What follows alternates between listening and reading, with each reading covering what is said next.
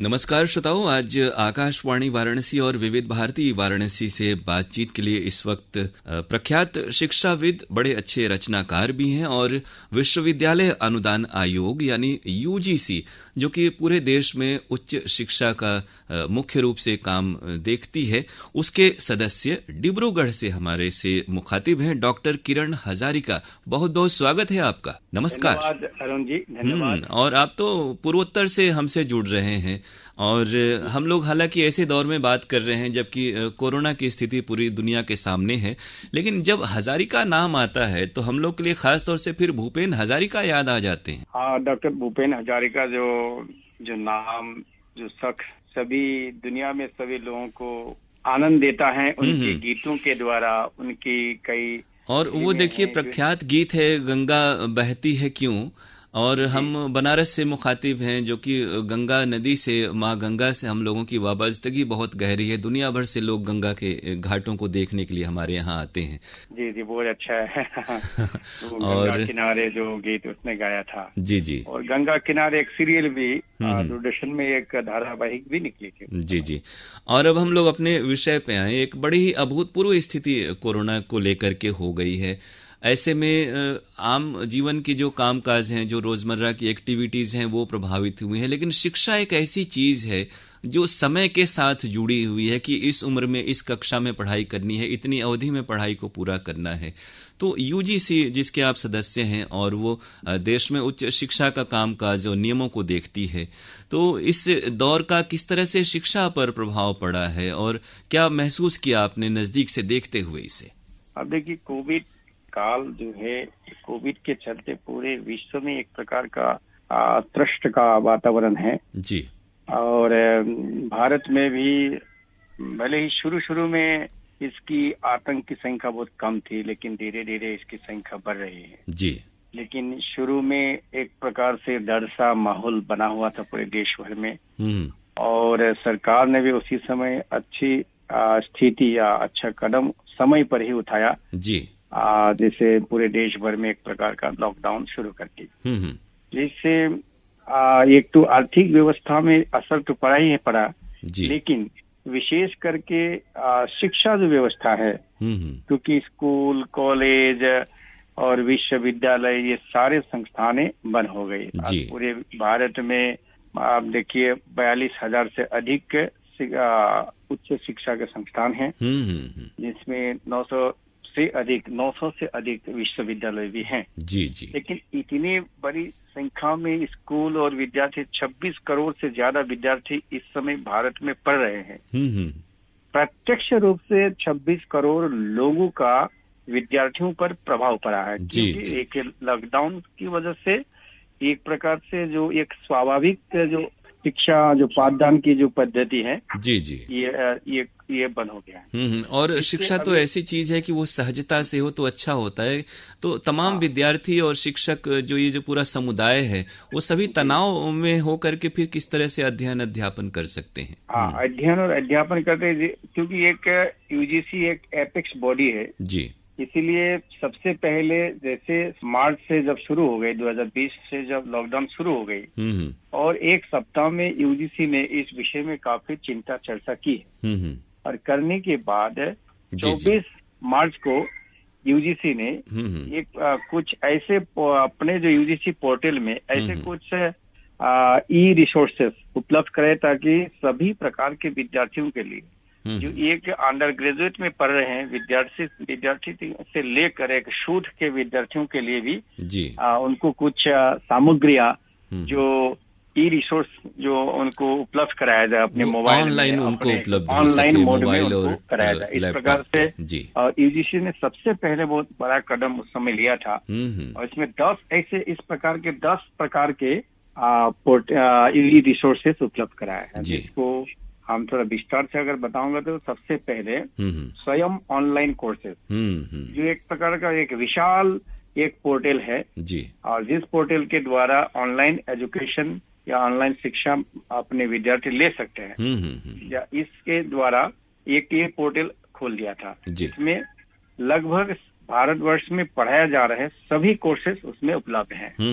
फिर एक दूसरा पोर्टल है जिसमें यूजी पीजी मूक्स बोलते हैं। अंडर ग्रेजुएट और पीजी के विद्यार्थी के लिए एक प्रकार से मूक्स जिससे कहा जाता है कि मैसिव ओपन ऑनलाइन कोर्सेज जी, इसको जिसमें इसमें 86 पीजी कोर्सेज है और 222 ऐसे अंडर ग्रेजुएट कोर्सेज इसमें शामिल है। तो इसमें ये विद्यार्थी अपने मोबाइल से भी इसको एक्सेस कर सकते हैं जी जी और पढ़ सकते हैं। इसीलिए अंडर ग्रेजुएट के लगभग इतने पढ़ाई की सामग्री काफी है।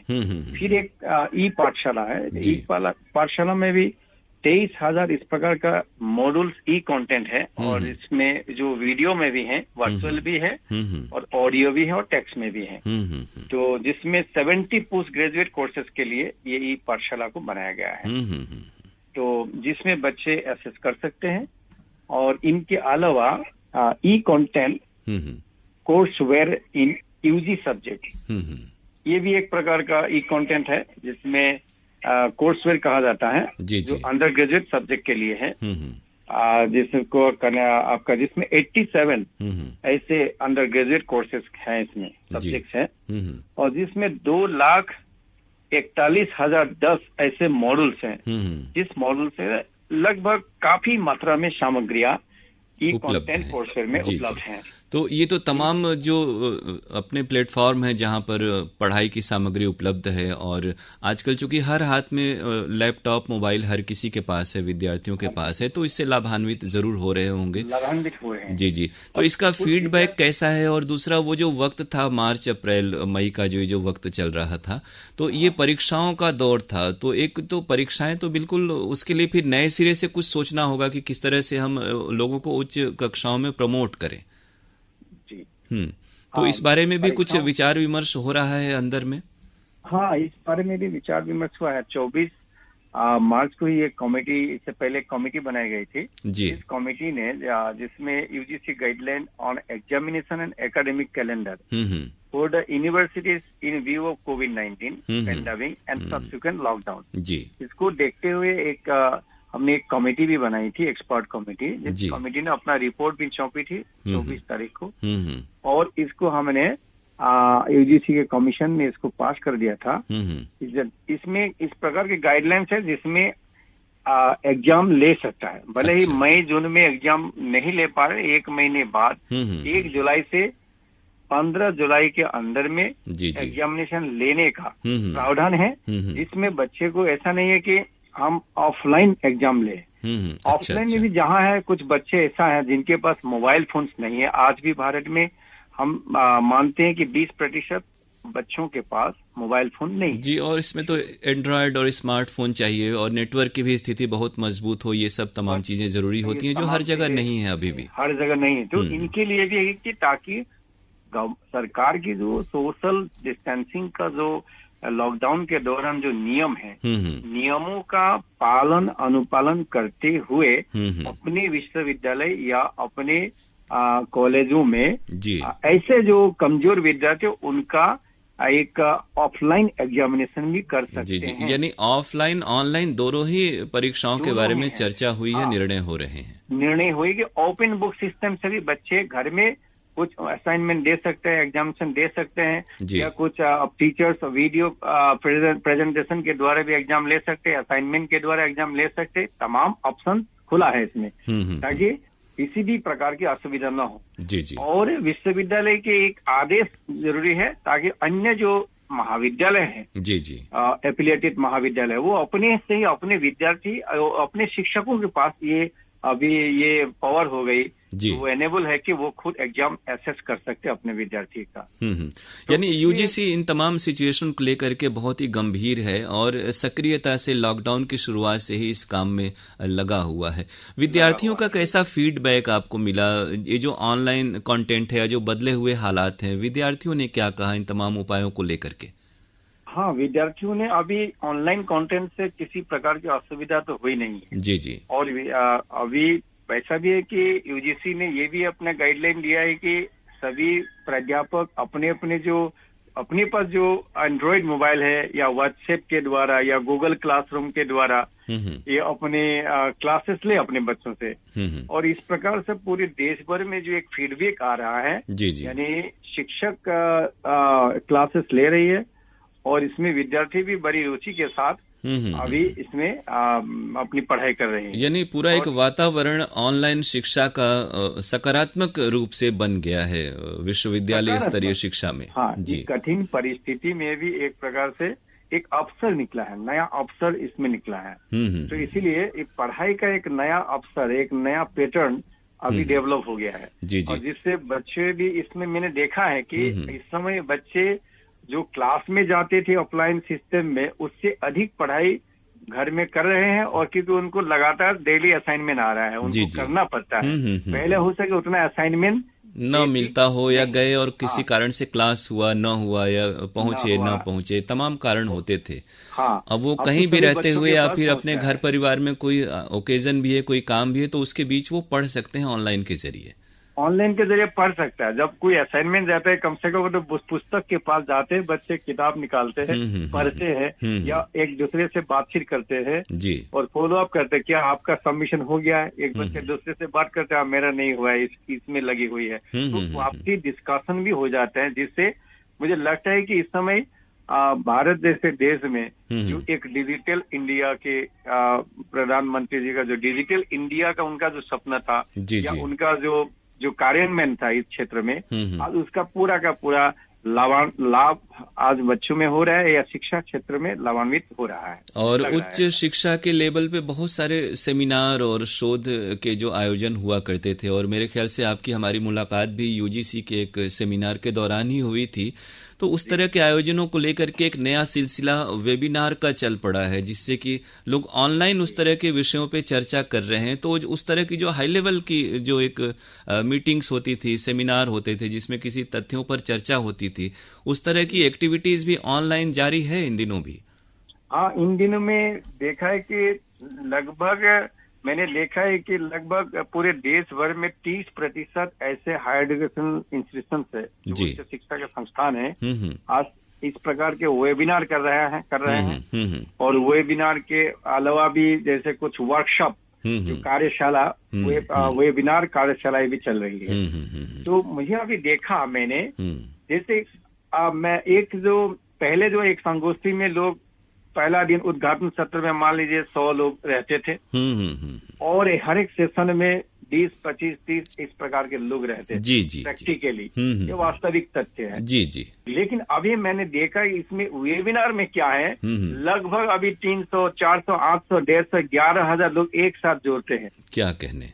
और हाँ, एक साथ जुड़ जाते हैं और हर एक लेक्चर को सुनते हैं, उसका फीडबैक फॉर्म दिया जाता है और फीडबैक भरते हैं। हर एक लेक्चर का फीडबैक फॉर्म भरते हैं।